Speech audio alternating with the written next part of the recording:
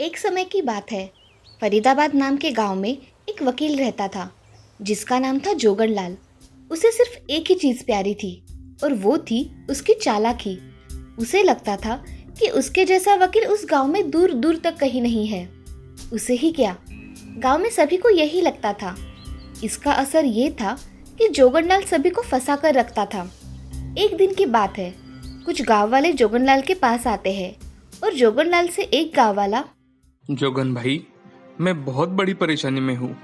उस जमींदार ने धोखे से मेरी जमीन अपने नाम कर ली है। मैं ठहरा जो अनपढ़, लल्ला के स्कूल में पैसे भी जमा करने हैं, नहीं तो उसे स्कूल से निकाल देंगे। मेरी मदद करो जोगन भाई। अरे देखो भाई, मैंने भी मुफ्त की कचहरी तो खोल के नहीं रखी है यहाँ।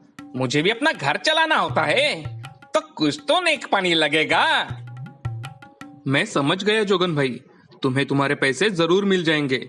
तब तक तुम इस मामले के बारे में जरा सोचो। सबसे पहले पैसे का दर्शन, फिर दुख भंजन, समझे भाई? ऐसा कहकर जोगनलाल हंसने लगता है।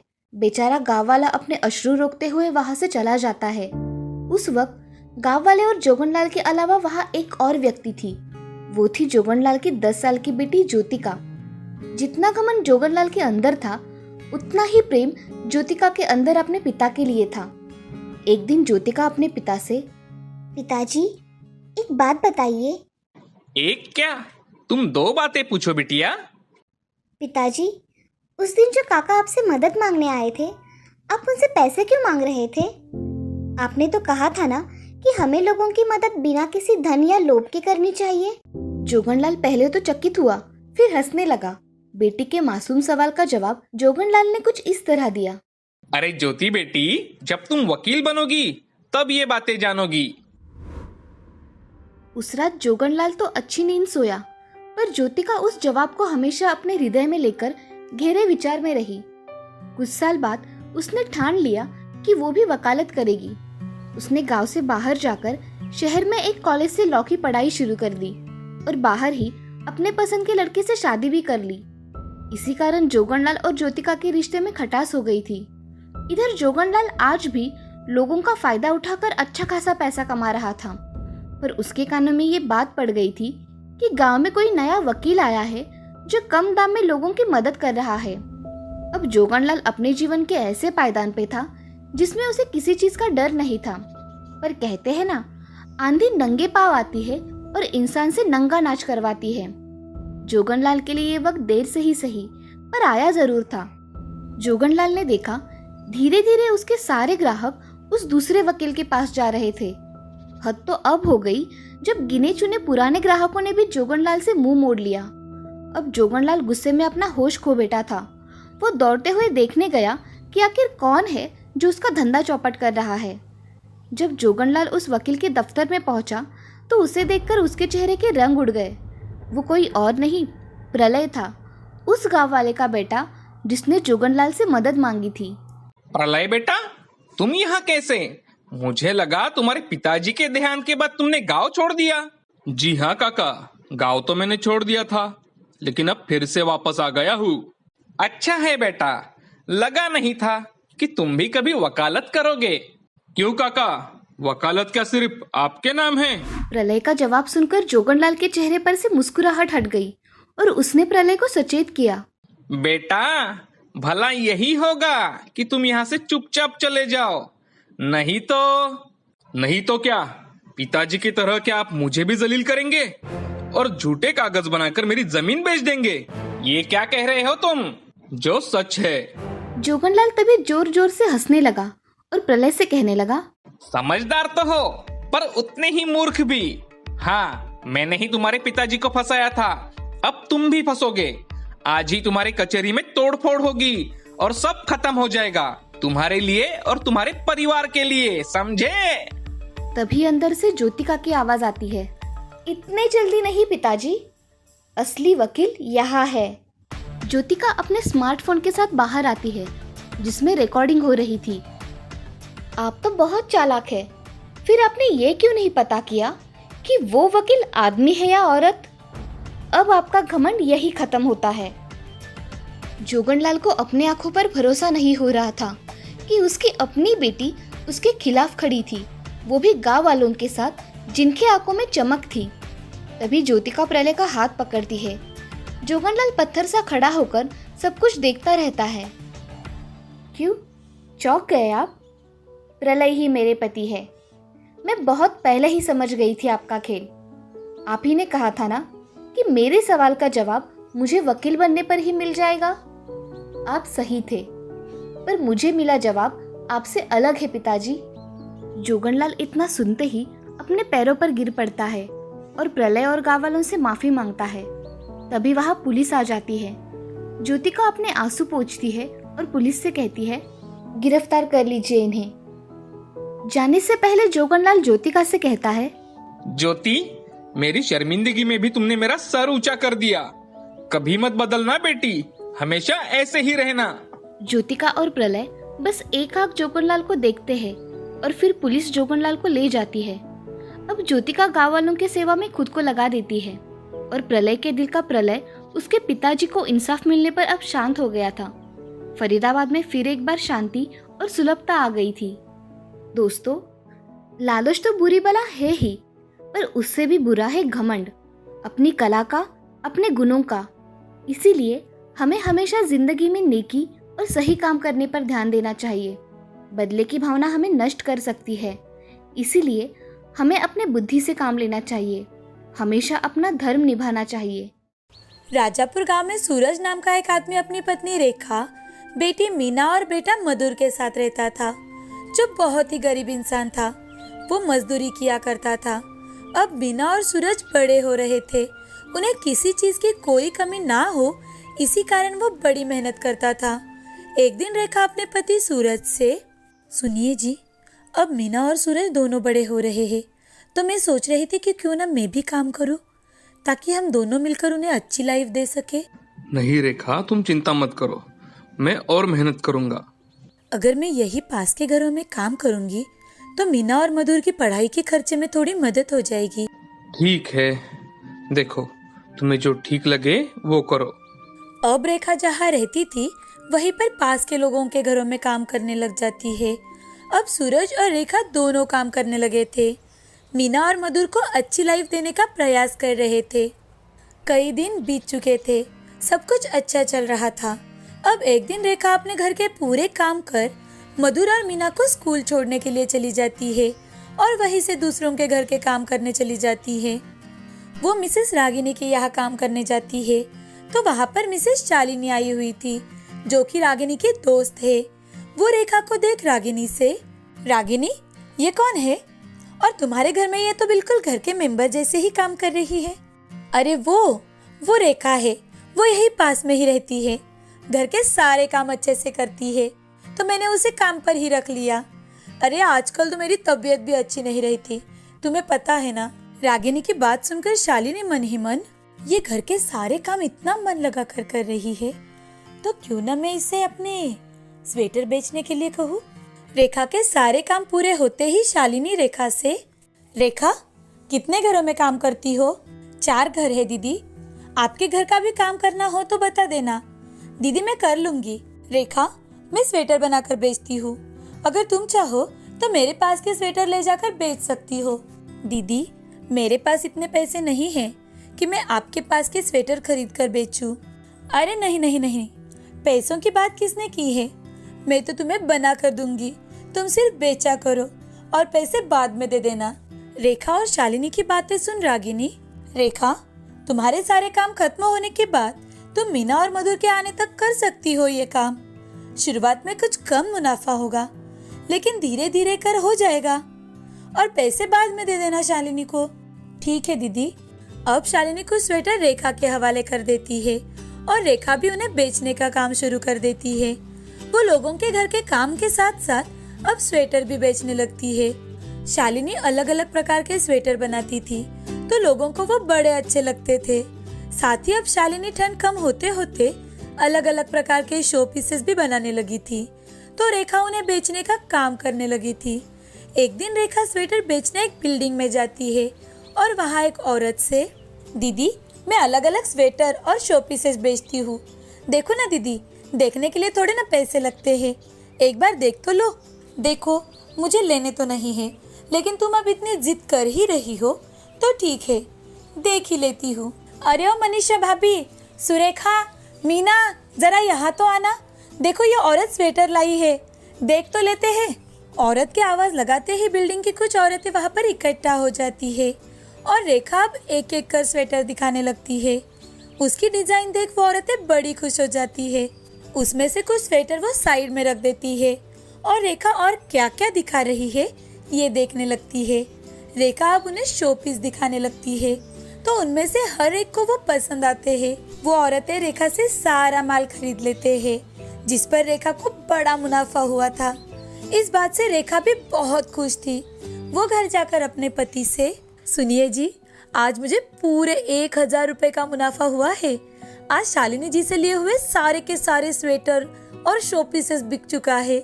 मैं आज बहुत खुश हूँ। अरे वाह, ये तो बहुत अच्छी बात है। तुम तो मुझसे भी ज्यादा पैसे कमाने लग गई हो आजकल। वाह वाह वाह, अच्छी बात है, और तरक्की करो। अब रेखा और ज्यादा मेहनत करने लगी। उसे कई अच्छे और बुरे अनुभव आने लगे थे, लेकिन साथ ही उसके मन में लालच भी बढ़ने लगा था। अब वो स्वेटर, शो पीसेस सभी के दाम शालिनी के बताए दामों से कई ज्यादा बताने लगी थी, ताकि उसे और ज्यादा मुनाफा हो। दिन बीत रहे थे। उसने अब लोगों के घर जाकर काम करना भी बंद कर दिया था। उसने अपने सामान के दाम बढ़ाने के बाद भी उसके स्वेटर और बाकी का सामान लोग खरीद ही रहे थे, क्योंकि उसके सामान की क्वालिटी और डिजाइन हमेशा ही बढ़िया हुआ करती थी। एक दिन एक औरत रेखा से, रेखा, हम तुमसे हमेशा ही माल खरीदते हैं, लेकिन आजकल तुम ज़रा ज़्यादा ही रेट लगाती हो। अगर ऐसा ही रहा तो तुमसे माल खरीदना ही बंद करना पड़ेगा हमें। औरत की बात सुनकर रेखा को बिल्कुल भी अच्छा नहीं लगता। वो झट से उस औरत से कह देती है कि देखो दीदी, लेना है तो ले लो, नहीं तो लो मैं चली। मुझे और भी लोगों के घर से बुलावाया है, मुझे वहाँ भी जाना है। अब रेखा दिन ब दिन लोगों से बड़े ही बदतमीजी से बातें करने लगी थी। उसके बर्ताव के कारण लोगों ने उसे घर बुलाना ही बंद कर दिया। अब उसका जो अच्छा चलने वाला धंधा था वो बिल्कुल ठंडा पड़ चुका था। तभी एक दिन सूरज रेखा से, रेखा, क्या बात है, आजकल तुम अपने धंधे की कोई बात बताती ही नहीं। तुम्हारे धंधे के कारण और तुम्हारे मेहनत के कारण ही तो हम आज ये घर खरीद पाए हैं। पता नहीं जी, लेकिन आजकल लोग मुझे बुलाते ही नहीं, और अगर उनके पास सामान लेकर जाती हूँ तो लोग सीधे सीधे ना बोल देते हैं। हाँ, उसका कारण पता है तुम्हें रेखा? नहीं तो? कल मुझे श्याम भाई साहब मिले थे, बता रहे थे कि तुम लोगों से कैसे बात करती हो, जिस कारण अब लोग तुमसे सामान नहीं खरीदते। रेखा, अगर कोई काम करना हो तो हमारी जुबान हमेशा मीठी होनी चाहिए, ना कि कड़वी। रेखा को अपनी गलती का एहसास हो जाता है। वो हाथ जोड़कर अपने पति से माफी मांगती है और अब वो अपने पति के कहे अनुसार ही अपनी नई शुरुआत करती है। धीरे धीरे कर वो एक बड़ी सी दुकान शुरू कर देती है।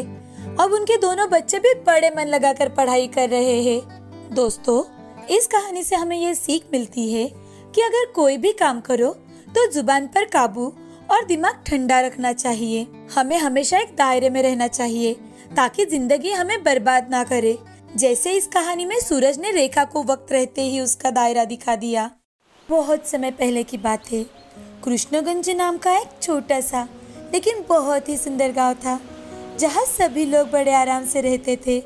उस गांव में छोटे छोटे पर्वत और कई सारे झील थे। वहां का वातावरण मानो जैसे मनमोहित करने वाला था।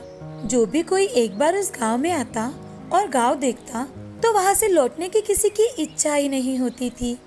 उसी गांव में बंसी नाम का एक हलवाई रहता था, जिसकी मिठाइयाँ और लड्डू उस गांव की तरह ही फेमस थी। उस गांव में हर आने वाला इंसान बंसी के दुकान से मिठाइयाँ खरीदता ही था। उसके लड्डू और मिठाइयों की तारीफ किए बिना रह ही नहीं पाता था। एक दिन उसकी दुकान पर मोहन नाम का एक आदमी आता है और बंसी से, अरे बंसी भाई, तुम्हारे लड्डू और मिठाई के बारे में मैंने बहुत सुना था। सोचा आज यहाँ आने का मौका मिला ही है तो कुछ मिठाई साथ लेकर ही जाता हूँ। जरूर भाई साहब, बताओ आपको कितनी मिठाई दूँ? जी मेरे लिए आप 2 किलो मिठाई और 2 किलो लड्डू दे दीजिए। हाँ हाँ भाई साहब, बस अभी बांध कर देता हूँ आपके लिए। बंसी उस ग्राहक के लिए मिठाई बांधने लगता है। तभी मोहन एक लड्डू खाकर देखता है और फिर बंसी से कुछ पूछने की सोचता है और बंसी से, अरे बंसी भाई, बुरा ना मानो तो मैं आपसे कुछ पूछ सकता हूँ? अरे भाई साहब जरूर पूछो, क्या जानना चाहते हो आप मुझसे? बंसी भाई, मेरा नाम मोहन है। मैं पास ही के शहर में रहता हूँ। शहर में मेरी भी एक मिठाई की दुकान है, लेकिन आपके दुकान की मिठाई का स्वाद ही कुछ अलग है। मैंने आज तक कभी इतनी स्वादिष्ट मिठाई नहीं खाई। क्या आप मुझे बता सकते हो कि आपकी इतनी स्वादिष्ट मिठाई और लड्डू कैसे बनते हैं? अरे मोहन भाई, स्वादिष्ट तो इसीलिए बनती है कि मैं हमेशा इसमें देसी घी मिलाता हूँ। बाकी मैं किसी चीज का इस्तेमाल नहीं करता। ये लो मोहन भाई, ये आपकी मिठाई। बंसी मोहन को मिठाई देता है। मोहन मिठाई लेकर वहां से जाने ही वाला था, तभी मोहन बंसी से एक कार्ड देते हुए कहता है कि बंसी भाई, आप ये मेरा कार्ड रख लो, जिसमें मेरे दुकान का और मेरा फोन नंबर है। आप जब भी शहर आओगे तो हमारी दुकान पर जरूर आना। शायद आपके आने की वजह से ही हम आपकी तरह स्वादिष्ट मिठाई बना सके। हाँ मोहन भाई, मैं जरूर आऊंगा। मोहन बंसी को कार्ड देकर वहां से चला जाता है। इधर बंसी का कारोबार भी अच्छे से चल रहा था। बंसी हर रोज सुबह जल्दी उठता, अपने घर 2 गाय का दूध निकालता था, फिर उस दूध को उबालकर मक्खन के लिए बाजू में रख देता था और पिछले दिन के मक्खन से ही ताज़ा ताज़ा घी बनाकर उसी घी से मिठाइयाँ बनाता था और 10 बजे तक ताज़ी मिठाइयाँ दुकान में रखकर उन्हें बेचता था। बंसी के दुकान खोलते ही उसकी दुकान पर लोगों की भीड़ लग जाती थी। भाई, मुझे 1 किलो मिठाई। मुझे भी 2 किलो मिठाई देना बंसी भैया। अरे बंसी भाई, मुझे भी 1 किलो जल्दी मिठाई दे देना, मेरे घर पर आज मेहमान आने वाले हैं। अरे हाँ हाँ, सबको मिठाई मिलेगी। बंसी सबको मिठाइयाँ तोल कर देने लगता है। आज दुकान पर बंसी की मदद करने के लिए उसका बेटा भी आया था, जिसने अभी अभी शहर से अपनी पढ़ाई पूरी की थी। कुछ ही घंटों में हमेशा की तरह बंसी की सारी मिठाइयाँ और लड्डू खत्म हो जाते हैं। उनकी मिठाइयाँ अच्छी होने के कारण उनकी आमदनी भी अच्छी खासी हुआ करती थी, लेकिन बंसी के बेटे बिरजू के मन में ज़्यादा पैसे कमाने का लालच था। एक शाम को बिरजू और बंसी घर पर बैठकर मिठाई का कुछ सामान देख रहे थे। तभी बिरजू अपने पिताजी से कहता है कि पिताजी, हम मिठाई और लड्डू ज्यादा कैसे बना सकते हैं?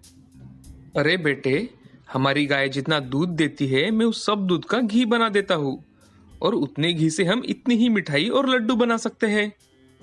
पिताजी, हम बाजार का घी भी तो खरीद सकते हैं और ज्यादा लड्डू और ज्यादा मिठाई बना सकते हैं। आपको पता है, कल मुझे शहर से मोहन भाई साहब का फोन आया था। उन्होंने पूछा है कि क्या हम उन्हें हर रोज 20 किलो लड्डू और 20 किलो मिठाई दे सकते हैं। सोचो पिताजी, हमें कितना मुनाफा होगा। बेटे, हमारे लड्डू और मिठाई की खासियत सिर्फ हमारा घी है। अरे पिताजी, आप कुछ ज्यादा ही सोचते हो।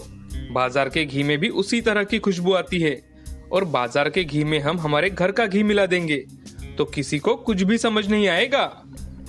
बेटे, बात तो तुम्हारी बिल्कुल सही है। वैसे भी हमारे बहुत सारे ग्राहक खाली हाथ ही जाते हैं। अगले दिन बिरजू शहर चला जाता है और वहां से देसी घी खरीद कर लाता है और साथ ही मोहन की दुकान पर जाकर उनसे मिठाई और लड्डू का ऑर्डर भी लेकर आता है। अगले दिन बंसी ने हर रोज की तरह अपना घी बनाना शुरू किया। उन्होंने अपने घी के साथ बाजार से लाया हुआ घी मिला दिया और मिठाई और लड्डू बनाना शुरू कर दिया। हर रोज की तरह उन्होंने अपनी दुकान 10 बजे ही खोली और मोहन को भी ऑर्डर की मिठाई भेज दी। इधर हमेशा की तरह बंसी के दुकान पर ग्राहकों की भीड़ उमड़ गई। अरे भैया, मुझे 3 किलो लड्डू देना। मुझे भी 2 किलो मिठाई देना बंसी भैया। आज उनकी दुकान पर हमेशा से ज्यादा मिठाई और लड्डू थे। फिर भी शाम 5 बजे तक उनकी सारी दुकान की लड्डू और मिठाइयाँ खत्म हो गई थी। वो दोनों घर पहुँचते हैं। घर पहुँचकर बिरजू अपने पिताजी से, देखा पिताजी, आज हमें रोज से 10 गुना ज्यादा आमदनी हुई है। हाँ बेटे, और काम भी बहुत कम। मैंने आपसे कहा था ना पिताजी कि हमें इससे बहुत मुनाफा होगा। अब आप देखना, हम जल्द ही बहुत अमीर बन जाएंगे। दोनों मुनाफा देखकर बहुत ज्यादा खुश हो जाते हैं। अगले दिन से उन्होंने मिलावट का सिलसिला जारी ही रखा। अब ऐसे ही कई महीने बीत जाते हैं। उनकी आमदनी बढ़ती ही जा रही थी।